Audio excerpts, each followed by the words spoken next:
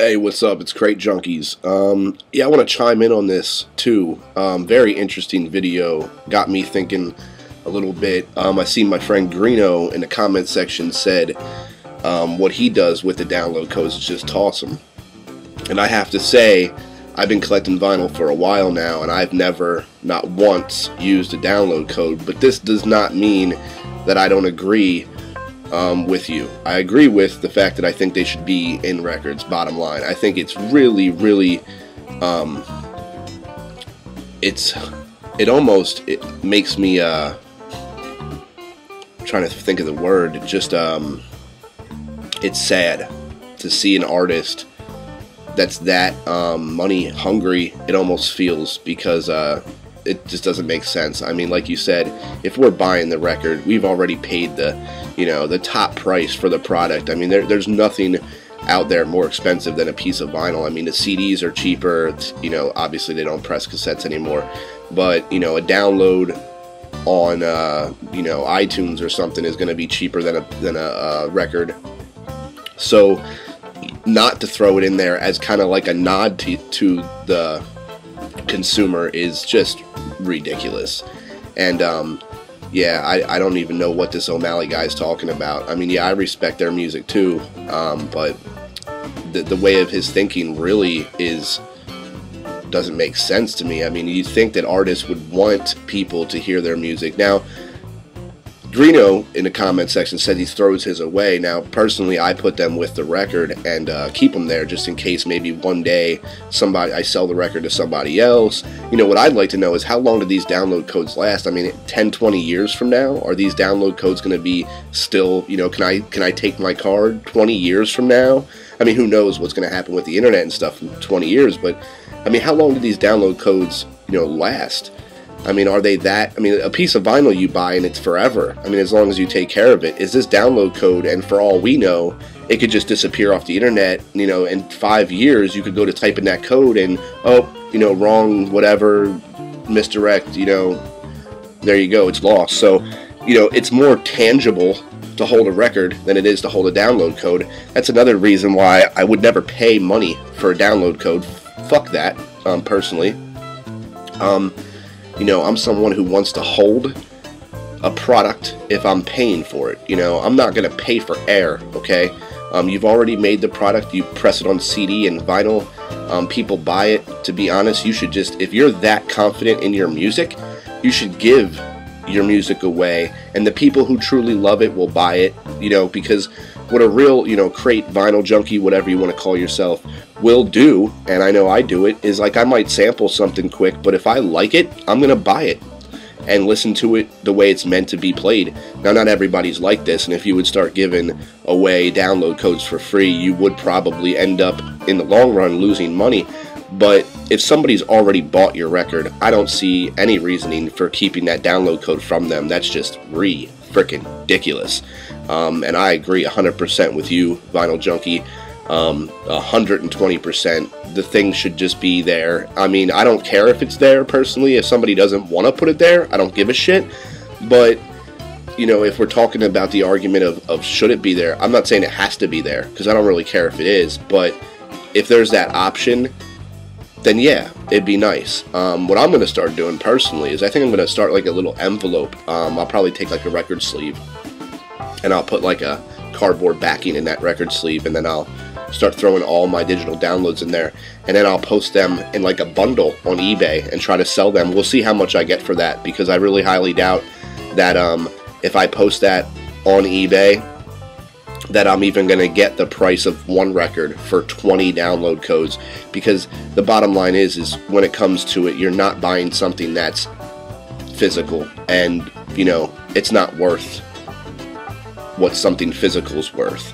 You know, you could offer me 20 download codes right now, I'd say maybe $3, maybe $5 at the most. If you pay over $5, you're a fucking fool.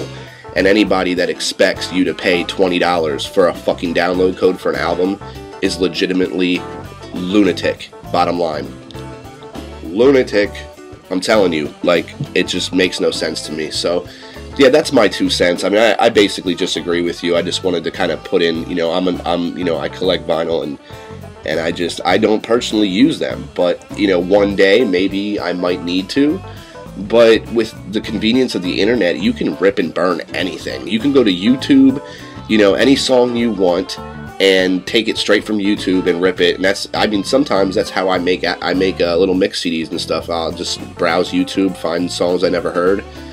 There's sites that you can, you know, copy and paste the URL and then, you know, rip the song, and then I just make little mixtapes from just obscure YouTube songs sometimes. And I mean, you can do this anywhere. You can rip anything from the internet, and you're not going to get in trouble. I'm not going to get in trouble for that.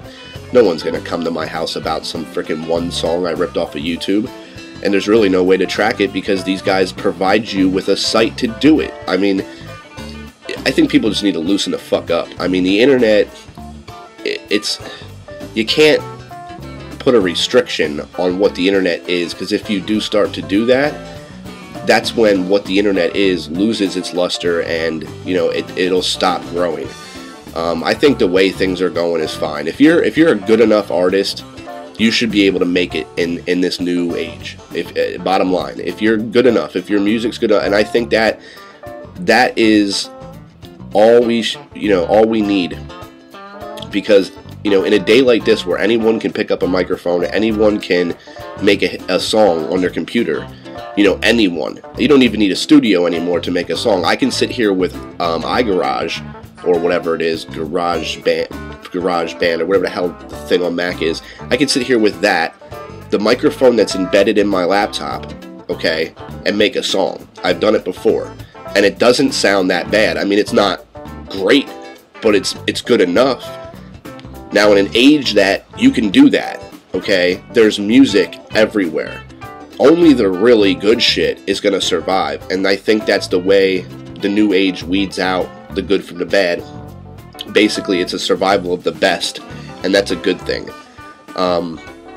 Because promotion is right here at your fingertips. I mean, you can promote, you know, from day to night constantly if you have a band on, you know, numerous different mediums here on the internet. So it's not about, I don't think, about CDs. It's not about vinyl. It's not about, is your music good? You know, that's the question. And I think if an artist is confident in his product, there should be no problem. And I'd like to bring up Derek Vaughn, which is a vinyl community member. I believe he gives away free downloads. I'm not sure now.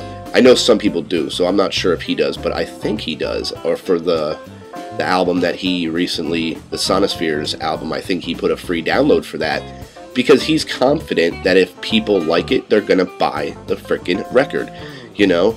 And that's just confidence in your fans. And when you know, to this O'Malley guy, when you say the things you say, it's disrespectful to the people who buy your music. It really is. It's actually heartbreaking in a way. And I know, I mean, I'm not a huge fan, so I really can't say that I'm sitting here heartbroken over it. I could give a fuck less, to be honest. I like some of your music, but I'm not some huge fan.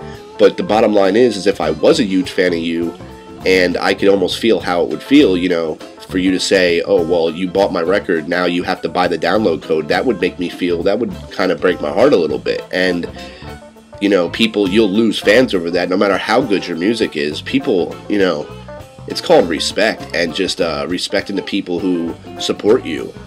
And whether you're sleeping on a couch or not, that's not our problem. You know, your fans buy your records, you can go, you know, tour, make some money, print up some t-shirts, something, I don't know. I mean, that's not, you know, your personal life isn't our problem.